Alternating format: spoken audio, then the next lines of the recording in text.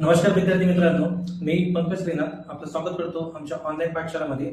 आपली 10वीची सिरीज चालू आहे फ्रेंड्स, ज्यामध्ये आपण 10वीचे जे अतिशय इम्पॉर्टंट क्वेश्चन जे बोर्ड एक्झाम मध्ये PYQ मध्ये विचारले गेलेले आहे अशा क्वेश्चन आपण अभ्यासणार आहोत. त्यातले काही क्वेश्चन्स आपण प्रिव्हियस व्हिडिओ मध्ये झालेले आहे. आपण जर ते पहिले व्हिडिओ पाहिले नसतील तर ते पाहून घ्या. आणि आज आपण त्याच सिरीज मधला पुढचा क्वेश्चन पाहणार आहे जो काही बोर्ड एक्झाम मध्ये विचारला गेलेला आहे. सो काय आहे, determine the nature of roots of quadratic equation. म्हणजे काय म्हणते, तुम्हाला डिटरमाइन करायचं आहे की क्वाड्रॅटिक इक्वेशनचं जे रूट्सचं नेचर आहे ते काय असतात. मग फर्स्ट ऑफ ऑल तुम्हाला हा कन्सेप्ट क्लिअर माहित पाहिजे, नेचर ऑफ द रूट्स म्हणजे काय आणि त्याचं नेचर कोणकोणते असू शकतात हे आपल्याला माहित पाहिजे. जसं तुमचं कधीही तुम्हाला जेव्हा क्वेश्चन विचारला जातो की determine the nature of the roots, म्हणजे त्यांचे रूट्सचे नेचर कसं काय ते काढण्यासाठी तुम्हाला पहिले जे डिटर्मिनंट आहे that is determinant b² - 4ac हे आपल्याला करणार होतं. त्यालाच आपण डेल्टा सुद्धा म्हणतो किंवा डेल सुद्धा म्हणतात. b² - 4ac this is called determinant. मग ह्या b² - 4ac ही जर व्हॅल्यू आपण सॉल्व्ह केल्यानंतर 0 जर आली तर रूट्स कसे असतात, रूट्स रियल अँड इक्वल. जेव्हा इक्वल टू जर आलं, दुसरी कंडिशन होऊ शकतं, दुसरी केस डेल्टा b² - 4ac हे जर ग्रेटर दॅन 0 आलं म्हणजे 0 पेक्षा मोठं आलं म्हणजे ग्रेटर व्हॅल्यू जसं पॉझिटिव्ह नंबर आला 2 3 1 2 3 4 5 असा कोणता तरी पॉझिटिव्ह नंबर आला तेव्हा मग म्हणजेच काय, इथं आपण आपल्याला समजण्यासाठी पॉझिटिव्ह व्हॅल्यू आली. रूट्स कसे असतात, रूट्स रियल अँड अनइक्वल. दोन मध्ये हाच फरक आहे. इथं इक्वल म्हटलेला आहे, इथं इक्वल म्हटलेला आहे आणि इथं अनइक्वल म्हटलेलं आहे. कधी, जेव्हा पॉझिटिव्ह आली. आणि तिसरी केस आहे ज्यामध्ये डेल्टा b² - 4ac हे लेस आलं 0 पेक्षा. ठीक आहे, तर हे जर व्हॅल्यू लेस आली म्हणजेच निगेटिव्ह मध्ये व्हॅल्यू येणार -1 -2 -3 असं, तर तेव्हा काय असतात, रूट्स आर नॉट रियल. ठीक आहे, आय होप सो तुम्हाला लक्षात आलेलं आहे.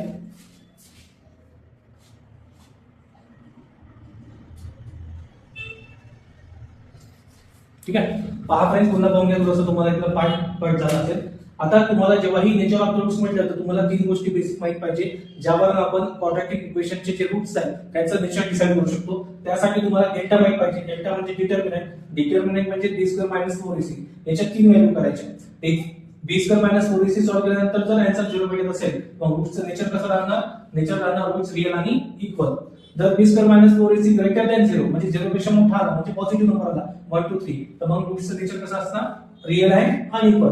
आणि b² - 4ac हे जर लेस दॅन 0 आलं म्हणजे 0 पेक्षा लहान म्हणजे मायनस मध्ये जर आन्सर येत असेल तर रूट्स कसे असतात, नॉट रियल. मग हे 3 रूट्सचे नेचर तुम्हाला माहित पाहिजे. आणि ह्या ज्या डिटर्मिनंट आहे b² - 4ac याच्या 3 व्हॅल्यू तुम्हाला पाठ करावं लागेल फॉर्म्युला. ठीक आहे, मग आता तुम्हाला हे एक क्वाड्रॅटिक इक्वेशन दिलेलं आहे. तर पहिले आपण काय करणार, गिव्हन मध्ये जे काही दिलेलं असेल क्वाड्रॅटिक इक्वेशन ते लिहिणार. गिव्हन क्वाड्रॅटिक इक्वेशन इज असं लिहिणार. मग इथं m² + 2m + 9 = 0. आता आपल्याला माहिती आहे की आपण ह्या फॉर्म्युल्यावरून रूट्सचं नेचर काय ते डिसाइड करू शकतो. मग यामध्ये दिसते तुम्हाला b² - 4ac. दॅट मीन्स आपल्याला एबीसी च्या व्हॅल्यू पहिले फाइंड आउट करावं लागणार. मग एबीसी च्या व्हॅल्यू कसं दिसणार आपल्याला, तर आपल्याला जे इक्वेशन दिलेलं आहे क्वाड्रॅटिक इक्वेशन त्याला आपल्याला कम्पेअर करावं लागेल. सो कम्पेअर गिव्हन quadratic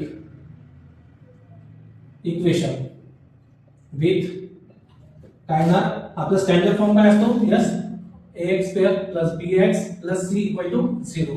पण या ठिकाणी व्हेरिएबल x नसून काय आहे या, मग स्टँडर्ड फॉर्म पण त्यानुसार कन्वर्ट होईल. म्हणजे काय होणार, am² + bm + c = 0. So after compare we get, मग कम्पेअर केल्यानंतर आपल्याला मिळणार इथे m² आहे इथे m² आहे. दॅट मीन्स a ची व्हॅल्यू किती असणार, करेक्ट, यस दॅट इज 1. इथं m आहे, इथे या ठिकाणी m आहे म्हणजे b ची व्हॅल्यू काय असली पाहिजे, यस दॅट इज 2. त्यानंतर c ची व्हॅल्यू किती असली पाहिजे, ऑब्वियसली 9. सो अशा प्रकारे आपण abc च्या व्हॅल्यू कम्पेअर करून abc च्या व्हॅल्यू फाइंड आउट करून घ्यायच्या. त्याच्यानंतरची नेक्स्ट स्टेप काय, तर आपण करायचं डिटर्मिनंट. नाव delta is equal to b² - 4ac. The value put up करा. b means that is 2 whole square minus 4 as it is, a means that is 1, c means that is 9. So 2 चा square काय ना, yes that is 4 minus 4 into 1 4 into 9.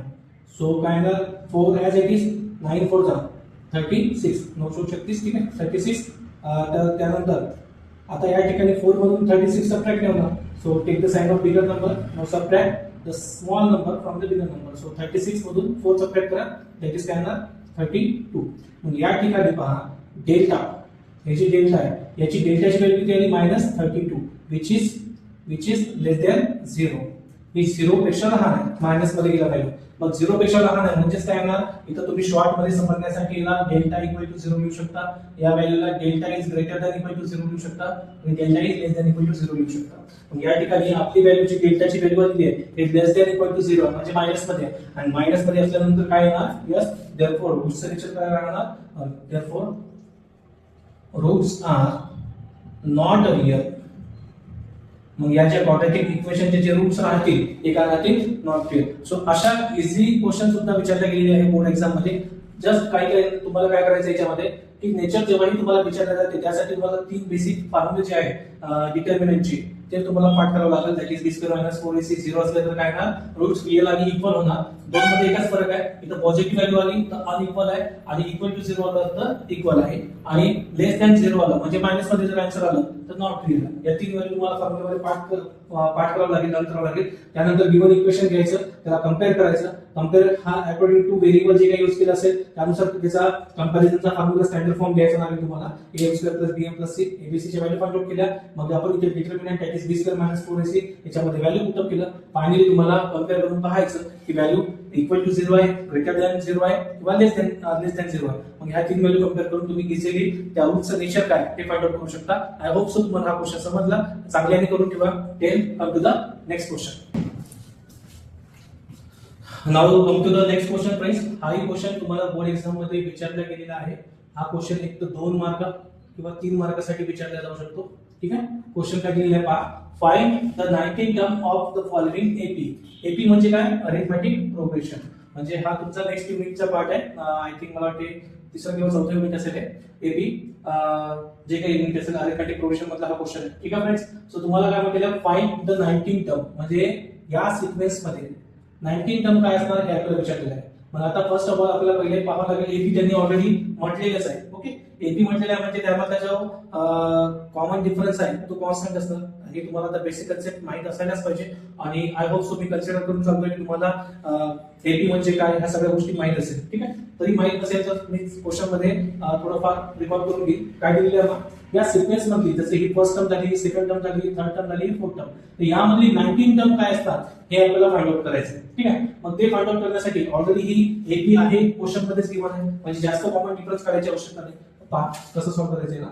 Solution मध्ये the given AP is, AP means arithmetic progression. काय दिलेलं आहे 7 13 19 and 25 and so on.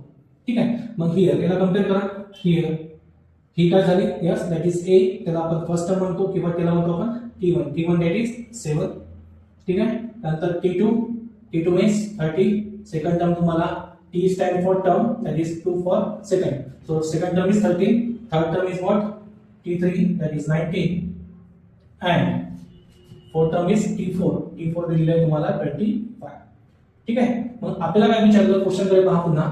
Find the 19 term म्हणजे 19 term म्हणजे याला आपण टर्म म्हणजे टी लिहितो आपण, आणि किती टर्म विचारली आहे 19, that is T29 is equal to question mark. आणि जेव्हाही तुम्हाला एखाद्या सिक्वेन्स मध्ये म्हणते की फर्स्ट टर्म आहे, सेकंड टर्म आहे, थर्ड टर्म आहे, फोर्थ टर्म आहे, यातली 100वी टर्म करा, यातली 50वी टर्म करा, तेव्हा काय करायचा formula, as we know that किंवा we have formula that is Tn is equal to a plus n minus 1 into d. हा फॉर्म्युला आहे. मग तुम्हाला पहिले d फाइंड आउट करणं आवश्यक आहे, कारण की a आणि n आपल्याला ऑब्वियसली माहित होऊन जातं. d कॅल्क्युलेट करावं लागेल. मग पहिले आपण d काढून घेऊ. d means what, d means T2 minus T1. So T2 किती आपला 13 मायनस दॅट इज T1 किती आहे 7. सो कितीचा डिफरन्स आहे 6 चा. ठीक आहे. So that means therefore d is equal to आला आपल्याला 6. एकच का काढला आपण d ची व्हॅल्यू, कॉमन डिफरन्स एकच का काढला, ऑब्वियसली तुम्हाला क्वेश्चन मध्येच म्हटलेलं आहे की ती एपी आहे. एपी आहे म्हणजे हे जे सक्सेसिव्ह डिफरन्स आहे दोन टर्म्स मधला तो कॉन्स्टंटच असणार, तेव्हा ती एपी म्हटलेली आहे. म्हणून एकच काढली तरी ठीक आहे, आवश्यकता नाही बाकीच्या टर्म करायच्या. डी माहित झाला. मग आपल्याला फॉर्म्युला माहित आहे, we have Tn is equal to a plus n minus 1 into d हा फॉर्म्युला आहे. सो टी एन मीन्स कुठे येणार यस. तुम्हाला काय विचारलं 19 टर्म म्हणजे यांची व्हॅल्यू काय असली पाहिजे yes that is 19. So T19 is equal to a means that is 7 plus n means 19 minus 1 and d means what that is 6. आपण व्हॅल्यू पुट अप केल्या T19 as it is equal to 7 as it is plus 19 minus 1 that is 18 into किती येणार 6. So T19 is equal to 18 into 6 करा 18 6 6 8 48 4 नंतर 6 1 6 6 plus 4 108. So 7 plus 108. So T19 is equal to 108 plus 7 that is 115. So finally we got the answer T19. तुम्ही एक line लिहून टाका. Therefore 19 term of given AP. मग या AP मधली 19 term काय असतात 115. आय होप सो तुम्हाला समजलं असेल. काहीच नाही या क्वेश्चन मध्ये, फक्त तुम्हाला सिक्वेन्स जो दिलेला आहे तो एपी आहे की नाही, पहिले कधी कधी एपी दिला नसतो आणि एपी आहे की नाही चेक करण्यासाठी तुम्ही 2-3 कॉमन डिफरन्स कॅल्क्युलेट करायचे, फाइंड आउट करायचे. जर कॉन्स्टंट केस असेल तर एपी आहे आणि ही एपी ऑलरेडी क्वेश्चन मध्ये आहे म्हटलेलं आहे आणि तुम्हाला 19 टर्म विचारलं. इथं फॉर एक्झाम्पल तुम्हाला 19 टर्मच्या जागी दुसरं काय क्वेश्चन विचारू शकतो, यामध्ये चेंजेस झाले तर एक तर सिक्वेन्स चेंज होऊ शकतो का, ठीक आहे. आणि त्यानंतर एक टर्म विचारू शकतो T20 टर्म किती आहे, मग T20 काढावं लागेल. T17 टर्म किती आहे, मग 17 टर्म काढावं लागेल, फाइंड आउट करावं लागेल. मग इथं यांची व्हॅल्यू त्यानुसार क्वेश्चननुसार चेंज होईल. इथं 19 टर्म विचारली म्हणून आपण यांची व्हॅल्यू 19 कुठं घेतली, आपण इथं n is equal to 19 घेतलं. आणि तुम्हाला जर विचारलं 20 टर्म काढा त्यांची व्हॅल्यू 20 होणार, 17 टर्म काढा त्यांची व्हॅल्यू 17 होणार. सो अशा पद्धतीने हे क्वेश्चन सॉल्व्ह करायचं आहे. खूप इझी आहे. तुम्ही फक्त सराव करा, जास्तीत जास्त सराव करा. मॅथ्स तुम्हाला डिफिकल्ट जाण्याचं एकच कारण असतं की आपला सराव कमी पडतो आणि जे विद्यार्थी चांगल्या प्रकारे सराव करतात त्यांचं मॅथ स्ट्रॉंग होते. डोंट वरी, काही प्रॉब्लेम आला तर आय एम विथ यू. तर प्रॅक्टिस करा आणि हे क्वेश्चन बोर्ड मध्ये विचारला गेलेला आहे, या व्यवस्थित करा. आय होप सो आजचे जे क्वेश्चन घेतले आपल्याला लक्षात आले असतील. तुमचा सपोर्ट खूप चांगला आहे आणि तुमचा असा सपोर्ट आमच्या सोबत राहू द्या. आणि प्रिव्हियस व्हिडिओ जर तुम्ही पाहिले नसतील तर ते व्हिडिओ पहा, त्यामध्ये क्वेश्चन घेतलेले आहे, पीवायक्यू घेतलेले आहे. ते question board point of view अतिशय महत्त्वाचे आहे, ते पहा. चॅनलला लाईक करा, सबस्क्राईब करा. आय होप सो तुम्हाला समजलं. Thank you so much.